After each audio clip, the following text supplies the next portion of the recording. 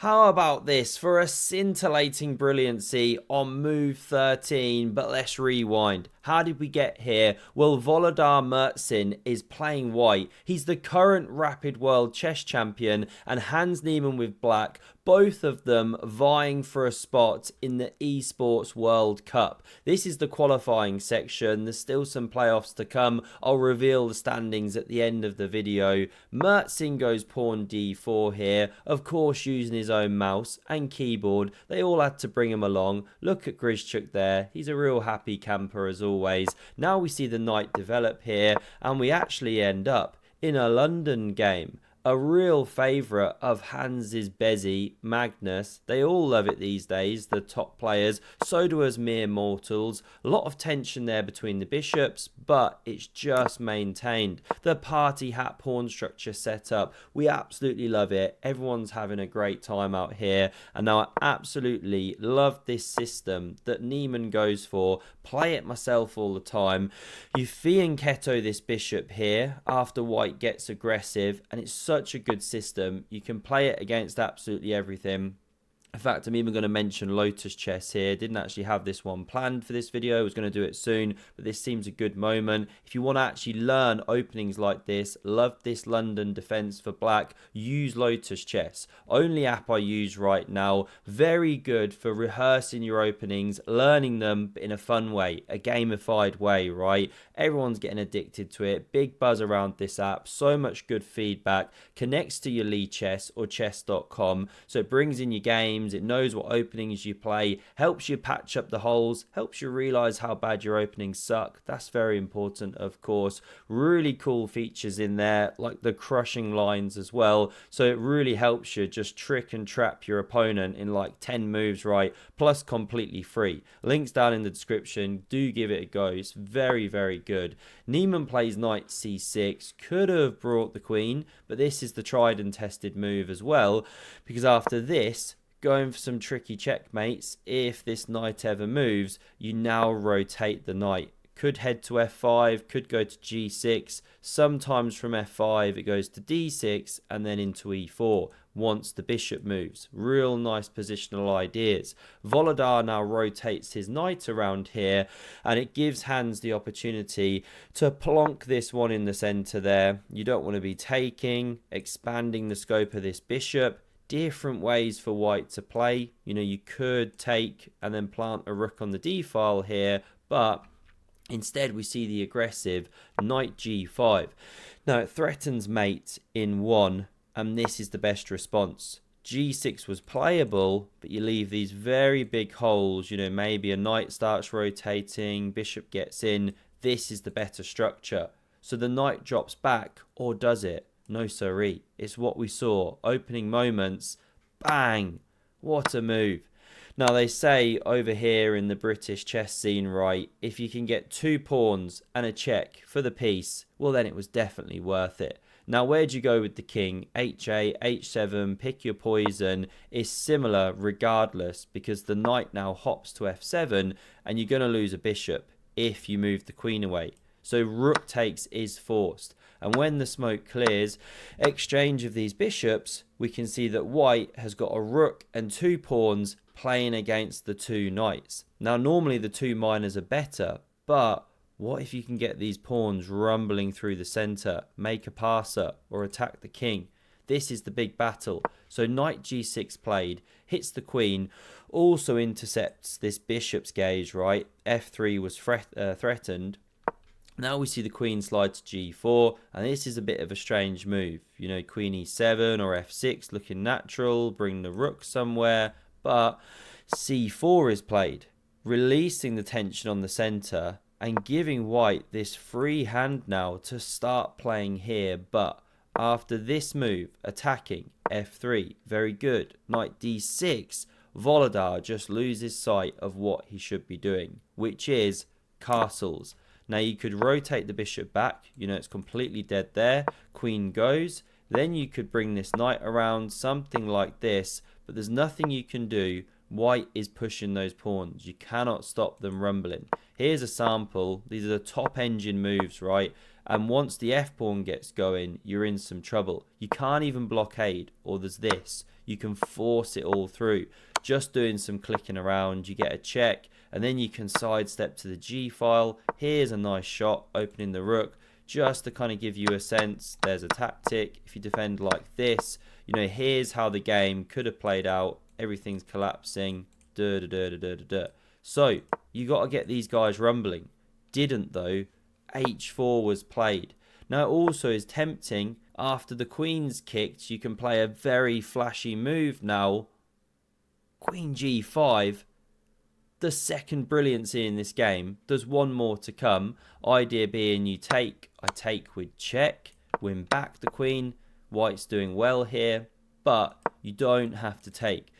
Niemann can now play this, and you've given him this time to rotate around, set up the defense. We see these pieces now leaving the board, pawn defended, and the big trouble is you're not getting your e4 break in.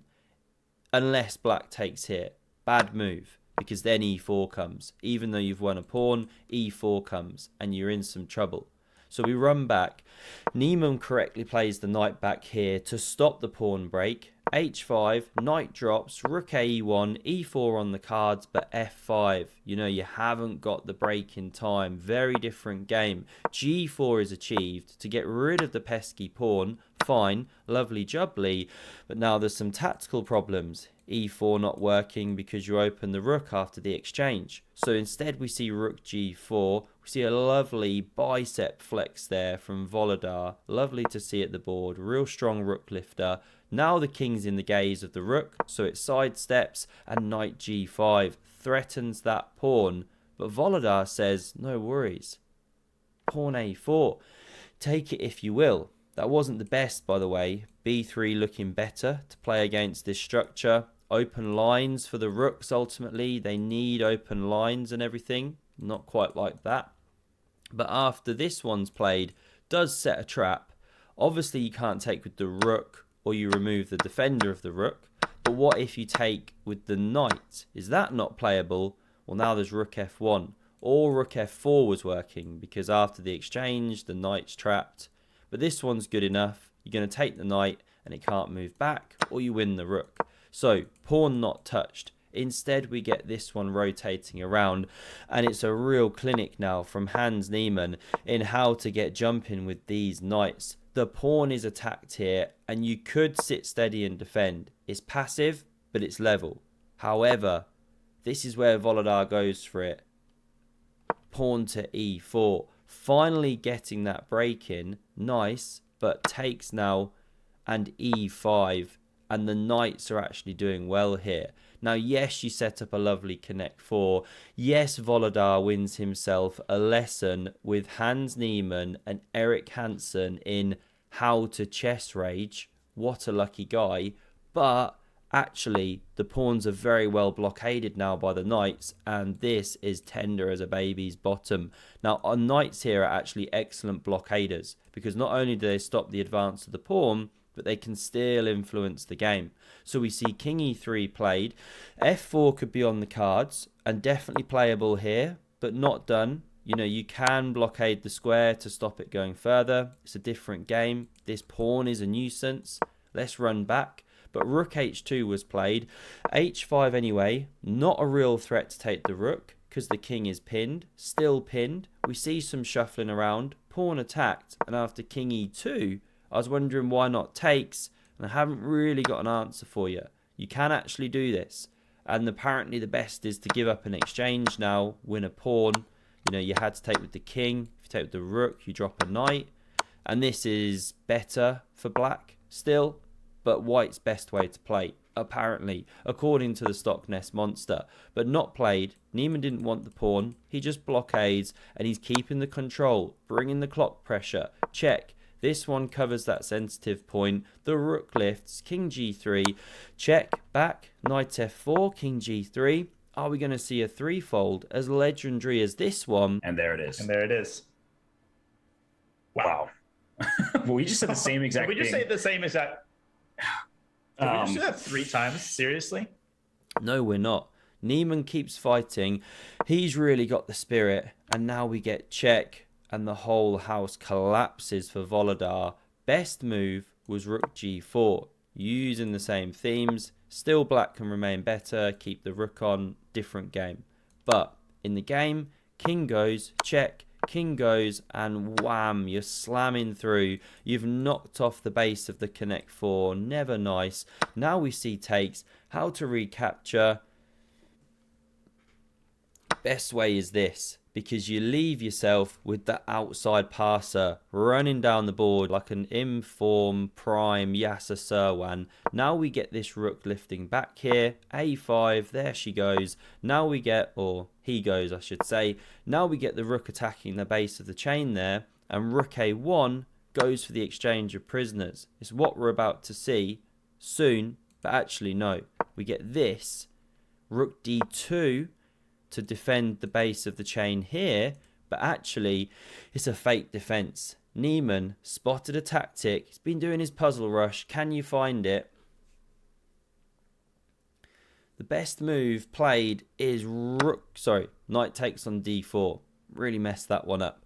If you capture, then there's this check. King goes and you win a rook. So you're now a knight ahead and 2 pawns. Okay, 1 after this is captured, but way too much material ahead. Resignation came here, and this is how the bracket looked when it finished. Niemann wins his preliminary qualifier thing, and now he goes to this playoff thing with the other guys who won, which is today, I think, 26th of July, and then they go to the big one with all the top superstars as well. I'll be bringing you that soon. Hope you enjoyed, and have a look at the video on screen if you want to see an absolutely remarkable game by Hans Niemann on screen. Thanks very much for watching, and see you soon. Cheers.